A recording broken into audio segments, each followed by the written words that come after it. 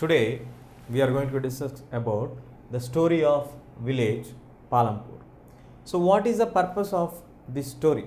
That is the overview of this lesson. Dear students, in this lesson we will learn what are the basic features of production.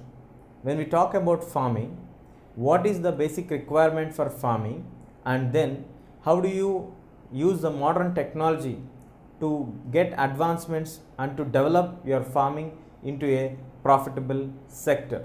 In the same way, in this unit we shall be discussing about what are the main activities in relating to farming, what are the basic factors of production. In the similar way, what are the new techniques that were brought into India to improve the agricultural output, and later we will also discuss what are the basic factors of livelihood other than farming in our country. Next, moving on to understand the introduction of the lesson. This village named Palampur, we are talking about an imaginary village. When we talk about an imaginary village, the purpose of establishing an imaginary village is how best you can utilize the resources what we have, or if it was like this, if it would have been like this, then the resources what we are having, though they may be less, could be used positively to their larger extent. That we can learn by having imaginary villages as utopian models which are explained by Aristotle and Socrates during those period of times. From then we have these imaginary setups coming up in order to explain any topic. Now let us look at the structure of the village of Palampur. The village of Palampur is located near western parts of India, near near Uttar Pradesh. So on the northwestern part of Uttar Pradesh, we have a imaginary village named our Palampur, which is around 3 kilometers away from a much more bigger village, Raiganj. It is very well connected with the Raiganj to the Palampur, and the roads are all weathered roads. When we talk about the all weathered roads are the roads which can be used in any season, which means in summer generally all roads are good for usage, but when it comes to rainy season, because of India having heavy rains, we may have problems and difficulties in using the roads which are made with mud.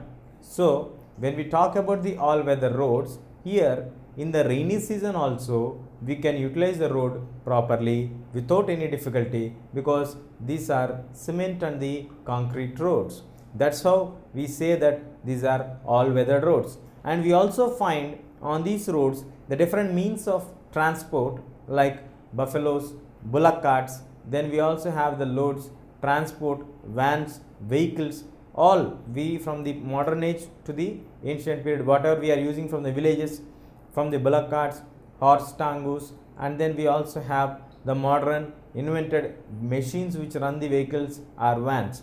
So all means of transports are available in this village. And when we talk about the family structures, here we have the total of 450 families, whereas in these 450 families, upper caste families are 80 families. These 80 families control more than 50 to 60% of the entire land in that particular village. And we also have the population coming under the lower strata, that is the SC, ST populations, which accommodate nearly for 1/3 of the population in the village. And we also can see that these farmers, the farmers of Palampur, are actually using the bore wells, and they are having very good these irrigational facilities, because they have irrigation facilities supported by electricity. Electricity was not known to many villages even today in India. Though India has 6.8 lakh villages, only few villages are having electricity. So many lakhs of villages do not know what is electricity. But as we mentioned earlier, we are discussing about an imaginary village. So in this imaginary village, we added one more flavor for that one, that if villages are benefited with electricity, how would the production would be. So electricity has been present in the Palampur village, where the farmers are utilizing this electricity to draw the water from the far off places using the tube wells and the bore wells for their farming. That is how they are able to do multi-cropping system. Multi-cropping in the sense not in the same piece of land, but they are able to do first crop, second crop and the third crop. That's what I mentioned as multi-cropping. Then moving on to understand that in villages we generally don't find any health centers, but here we have established that more as that we have one primary health center also established in order to take care of the people here. So after looking at all the features and the description of the village, we can come to a conclusion that here we have certain basic requirements which are fulfilled in the village of Palampur. But in order to understand better, especially in order to understand the basic factors of production, we need to go in deep of the story of the village of Palampur. Let us now understand what are the basic factors of production through the concept of Palampur village. Now we shall learn about the organization of production. How is the production carried out? Starting from the grassroots level, starting from the basics, we will learn now. First major requirement for any production, we need land. That is the first major production what you need. So when we talk about land, land is a natural resource which we get by the nature, which we get it and we cannot expand it. Land is fixed, land is limited. We can clear the forest which is present over the land, but actually we are subsiding the forest land into a normal land. We are converting the existing land into some other form, but we cannot create the land. Here we have to remember a science formula where we say that the energy which is present in one form can be converted into the other form, but we cannot create any energy. The similar thing applies to the land also, because land and energy both are gifted to the human mankind by the nature. So after moving from the land, students, now we shall move to the most important point of discussion, that is the second basic factor which we need is labor. In labor, labor is a person who works for a certain amount of fixed payment. It may be a daily wage, it may be a weekly, or it can be a monthly salary also. So a person who renders his services for a certain amount of money is called a labor. In this labor, we again have the people, those who are highly educated, those who are prescribed for a particular task, those who are specialized in doing that particular job, those people are called skilled labor. The skilled people, and those who are not specialized, those who do not have any technical background of getting trained for a particular work, those people also do work and they contribute for the factor of production. So we call them as manual labor. So there are two types in labor. First one is skilled labor, second one is manual labor. Again, in this we have one more important factors of division. There is a third factor of division, that is capital. When we talk about the capital, physical capital is nothing but what we require here: land, labor. The third important factor is capital. We generally refer it as physical capital. For our convenience, we can also refer it as capital. In this capital again, we have two major divisions for this one.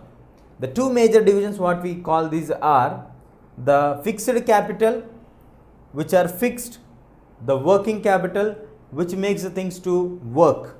In the fixed capital category, we have the tools, the machines, the buildings.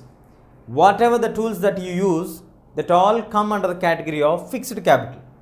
It may be from the tractors or anything. Machinery, whatever machinery that we use, bore wells, these all for the production or any particular machinery which technically you need, all these come under machinery. And if you have any buildings to run your office, these all come under the tools which are fixed, which cannot be moved. And when we talk about the other type of capital, that is raw materials. For example, in the field you need to put certain amount of seeds and all these things, fertilizers, all these are the raw materials for you to get the best production output. And in the same way, for having all these things we need money. Money is a working capital. It works and asks the people to work, because without money you cannot expect anybody to work. So in the physical capital we have fixed capital and the working capital. In the working capital we have tools, machines and buildings, whereas in the working capital we get raw materials what you use there, and the money what you have or what you need to spend comes under the working capital. Last but not the least, we have land, labor, then physical capital. In order to cooperate or correlate all these things, we need some people. The knowledge of enterprise is required. The knowledge to correlate all these things, the knowledge to combine all these activities, we require them, and at the appropriate timings you need to set for this delivery of the action of the activities. So for that you need human capital. Nowadays we are using the modern word human capital. Earlier we used to use the word called entrepreneurs or organizational skills. So without the organizing of land, labor and these physical capital, you cannot get the preferred output of production. So the last is very important, for which you need to enterprise all these things. So the first major one is land, second major factor is labor, third one is physical capital, the last one is human capital. All these four are together known as the factors of production. The factors of production are nothing but land, labor, capital and the human capital. In this labor we have skilled, the unskilled labor or the manual labor. In the capital again we have two divisions, that is working capital as well as the fixed capital, and we also have in the human capital. All these play a very vital role for any kind of production what you need to know. That's why they are known as the basic factors of production. This now we will relate it to the story of Palampur to understand it in a better way. Now we shall discuss about the farming in Palampur. How is the actual farming in Palampur? As I told you before, students, that we are discussing about the factors of production: land, labor, capital and then the entrepreneurship or the enterpriseship, what we call it as organizational skills. So these four are the factors of production. In that, relating this to the village of Palampur, now let us take the first basic factor of requirement, that is land. I already mentioned that land is a natural resource. Land cannot be expanded. Land cannot be decreased. You can convert the wastelands into useful lands. The similar way, forest lands into cultivatable lands. So see here, land. Land in the village of Palampur, we have 75% of the land is used for farming. Especially the farmers are doing cropping or the agriculture. In this, the entire population also is nearly 75% who are doing agricultural activities. In this 75% we have farmers who own their own lands, and the similar way we also have farm laborers who work for farming in some other person's field in order to earn certain livelihood. So total they account for 75% of people depend directly on the farming. And now moving on to understand what are the major crops that are grown here. The major 3 seasons of cropping in Palampur, we have the production of the crops: the Kharif season, the Rabi season and the Zayat season. Kharif is from June to September, while as Rabi, the second cropping, is from October to December. Then we have the summer cropping of Zayad. So now the major crops which are grown in the Kharif are Zowar, Bajra, paddy are the Kharif crops, while the Rabi crop is wheat. And once in a year they also shift to have sugarcane crop, and also from sugarcane we also can get the jaggery. So these are the major things what they used to produce in regards to the cropping in the seasons of Kharif, Rabi and Zayad. Now what about the facilities of water supply? The supplying of water to the fields, especially for agricultural purpose, is known as irrigation. The irrigation the people used to follow in the village of Palampur, the Persian wheels technique initially. Later, as the time passed on and the technology started to step into the village of Palampur, in 1970s, the government has installed certain tube wells here. Because of these tube wells were being installed here, later few of the private people also started to use the tube wells. Now most of the irrigation is done by the machines and the tube wells, and very few people are using the Persian wheel nowadays. So we have land, we have cropping, then we discussed about the irrigational facilities. Now we shall move on to the multi-cropping. On the same piece of land, if you cultivate more than one crop, it is called multi-cropping pattern. Here they also used to practice the multi-cropping pattern. Now we discussed about the land, the number of people who are involved in this agricultural activities. Then moving on to understand the crops which are grown here, and later the facilities which are available in regards to irrigation, which is actually a larger problem for many of the lands in our country where there is no proper network of water supply to the fields. So now moving ahead, what are the modern techniques and in which year did India follow the new steps of technology which were being added to agriculture to increase the production? Is the new technology always helpful and positive or not? These all we will find out now. Now let us see the modern farming methods. As we discussed already, the techniques which they are following in the previous part, like they have fixed land, most of the people are involved in the farming related activities. Up to 1960s in India, we have the traditional farming methods. What they used to do in the traditional methods was, in the traditional methods, they used to have the traditional seeds. These traditional seeds, what we are talking about, are requiring very less amount of water, so resulting in less irrigation, and they also use cow dung and natural manures as the fertilizers. So in the traditional methods, they used to use the traditional seeds, less water resulting in less irrigation, and for the fertilizer purpose, to fertilize the things, they used to use a cow dung and the natural manure. So most of these things they can make naturally without buying them. So automatically this traditional method is very less in terms of cost. Now moving on to the new changes which we got in 1960s, that is after 1960s, the India has witnessed a great change in the production of agriculture. The production of agriculture has become 3 to 4 times better when compared to the previous years. So what was a new technique that was brought in? The new technique that was brought in was green revolution. The green revolution is a name given to the new technology or new adaptations what we got when we started to change in 1960s. MS Swaminathan committee has recommended certain changes. So let us see what is in the green revolution.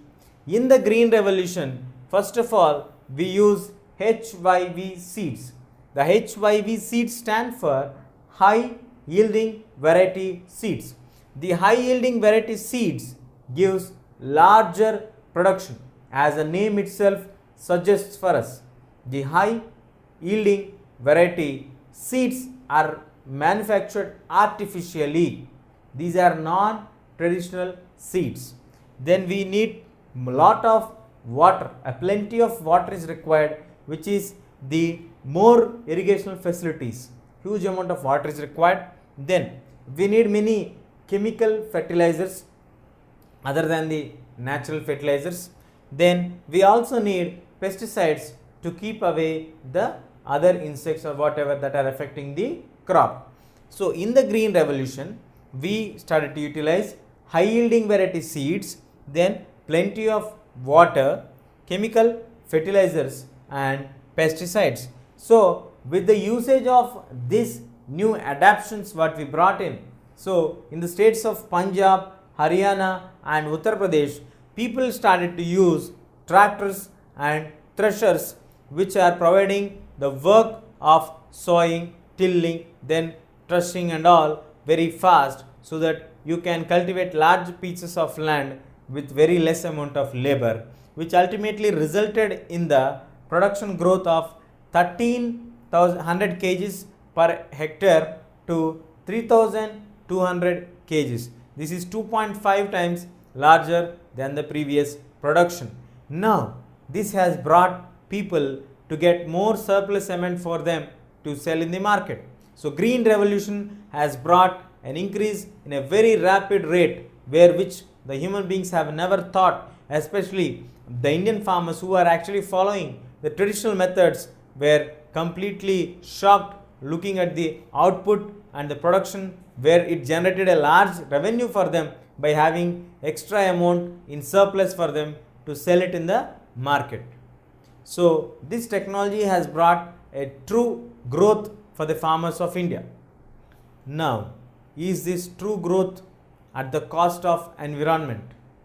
Yes, many of the scientists who have studied on the consequences of this one have brought out two major negativities which are going to impact the environment on a very larger scale because of utilizing green revolution techniques. So what are those two negativities? I have given a box there so that you can remember it very clearly. First of all, when we are using high yielding variety seeds and plenty of water, here we need to understand that along with these two, we are also utilizing many chemicals which are going directly into the soil, and from the soil it percolates inside and goes into the land. So now the soil fertility is in trouble, because natural manure adds the fertility of the soil, whereas the chemicals will deactivate the fertility of the soil. They reduce the fertility of the soil here. So the soil fertility is in trouble. And the next worrying factor for us is the underground water usage levels have increased a lot. Here when we mention plenty of water in comparison to traditional seeds where we have less amount of water required, so in the plenty of water itself, it clearly reveals for us that lot of the underground water resources which we have under the water levels, for making the underground water level table to grow, it takes many years. To increase the soil fertility also, it takes many years. But as we are using them in very quick and very fast manner, it automatically results for us to the reduction of the underground water levels, as well as the fertility of the soil is going down completely. So these two, in order to rebuild them, it takes many years, but we are spoiling them in a very short span of time. That is a major cause of worry because of the green revolution techniques by the many of the experts. Students, now we shall discuss about the land distribution in the village of Palampur. The land distribution is actually distributed among all the members of the families, but not equally. The 450 families, in that there are nearly 1/3 of the families who come under the scheduled caste tribes, and these people do not hold any land, and 240 families hold 2 acres or less than 2 acres of land, where it is very difficult for them to get at least to meet their daily requirements. And the 60 families hold a very large, from 10 acres to more than 10 acres, starting from 2 acres of land, and these people come under medium and large scale farm laborers or the families who hold large lands. So 80% of the entire land which is present in the Palampur village is controlled by 60 families, whereas 240 families are actually accommodating only 20% of the land which is being utilized for agriculture. And after moving on from this side, land, we also will discuss about the labor. The labor, who will supply the labor? Labor, as I mentioned earlier, there are two types of labor. One is a physical, the other one is skilled, and the manual labor. Here we are discussing about the manual labor. In the manual labor, we have certain basic problems for them. The basic problems for them are basing on their wages. Some people, though government has fixed certain amount of wages for them like 50 to 60 rupees per day, but still they are paid 35 to 40 rupees only, and in return they cannot ask the person who is paying the amount less for them, because they are bound by various restrictions within the village.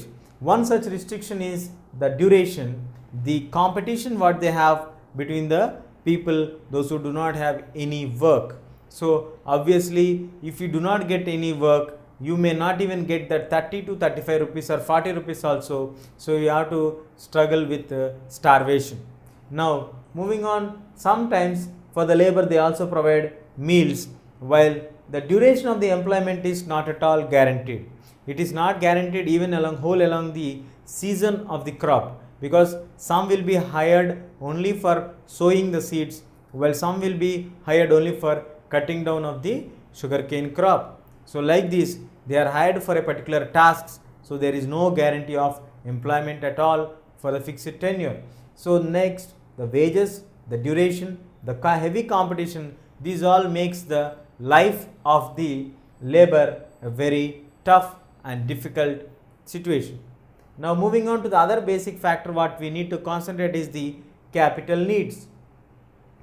As we mentioned earlier, the cost of the cropping of farming has increased many a times when compared to the traditional type to the green revolutionary type. Now in many areas they are following the green revolution techniques. So the cost of production has increased a lot. There they used to use the natural manures, cow dungs, with the traditional seeds, less amount of water. These all were at very less cost, whereas nowadays we are using high yielding variety of seeds which you need to buy them from the market, which is a heavy competition for them. Then you need to get your pesticides, fertilizers, and also you need to get huge amount of water, so that you need bore wells, machinery, setup and everything. So all these together you need lot of investment towards your crop. So the capital needs of these investments are not addressed by any government. Any bank do not provide loan for them, because agriculture is an unstable industry. So the 60 medium and the large scale farmer families who are living here, these families hold large pieces of land and they try to give certain amount of loan for the small and the medium farmers who are actually struggling with the financial crisis. In return, they collect heavy interest and also force them to work in their fields for very less wages, and at the end the conclusion is that they have to sell whatever they produce at very less cost than the market to them to pay back their financial debts. So all these things are the capital needs. The farmers of the rich families or the large holding families actually do financial business also. So in this way they create more and more interest, they do adapt on the people, those who are in requirement. So they encash the need of the people and force them to take for high rate of interest, and finally get them in trouble, and later sometimes they occupy that lands, or sometimes they force the people to sell that particular land to them. So like this, many of the farming families are losing their small holdings of their lands and turning as landless farmers or landless laborers. Now after this, the sale of the surplus farm. As we mentioned earlier, the families are very few who have 2 hectares of land. these 60 families only hold major amount of the land. So we are talking about the farm production, which is surplus, is only possible for these 60 families, whereas it is not possible for the rest of the people, because their production is very less, because their lands are very less. So when we talk about this, we have an example of Tejpal, where he holds a large land. So the production output what he has is in large. So he will try to sell that one in the market, and the extra income what he is getting, he would like to invest it in the buying of the machinery, the tractors, or sometimes he would like to save it for future requirements. So this large land holding families will definitely have an edge over the small holding farmers, which will result in that these small holding farmers do not have any financial reserves left out for the next cropping, whereas the large farm holding families will definitely have large amount of resource what they hold for the future requirements, that results in for them to get more and more amount of the requirement. So when they have reserves left out for them, they are stress free, tension free, and this amount only they used to give for interest and make the people to work for very less wages. So everything is rotating among the surplus production what they have. These 60 families only take away the hands of the small farmers by giving them money for very high rate of interest, ask them to work for very less wages, ultimately grabbing their lands when they fail to pay the interest or the amount back. This is how the small farmers are losing their lands, the large farmers are getting more and more lands. So automatically when they get more land, the production will increase, again the surplus production they would reserve for the future needs, again that production is getting added up. So these people are getting richer and richer while they are becoming poor and poorer. So that's how we have these factors affecting the day-to-day lives of the people in the farming activity of the village of Palampur. Now we will discuss about the non-farming activities of Palampur. Now moving on to understand the non-farming activities. As we discussed about the farming activities, students, now we shall discuss about the non-farming activities. Other than farming, as I mentioned earlier, 75% of the people are depending on the farming activities. So the rest of the 25% of the people are truly dependent on the non-farming activities. What are the non-farming activities which are being carried out on the villages of Palampur? There are 4 non-farming activities. The first non-farming activities is the dairy farming, 2 the small scale industries, 3 the shopkeepers, and 4 the transport. When we talk about the dairy farming has been an interrelated with the farming, because most of the people would have their own buffaloes. These buffaloes are feeded with the grass and the wheat or the bajra, whatever is being left out. So from that milk, whatever they get the milk, if they have the surplus amount of the milk, that milk would be given to the collection points or the collection centers or the skimming centers, where they do the milk separation and then extract from that the ghee and cheese and all. So those centers we can sell our milk there. So that could be an income, additional income for the people, those who are doing farming. Those who are not doing farming, it was the basic income for livelihood for them. So in order to carry their milk from their house or their homeland to village to the nearby collection point, we need a transport system.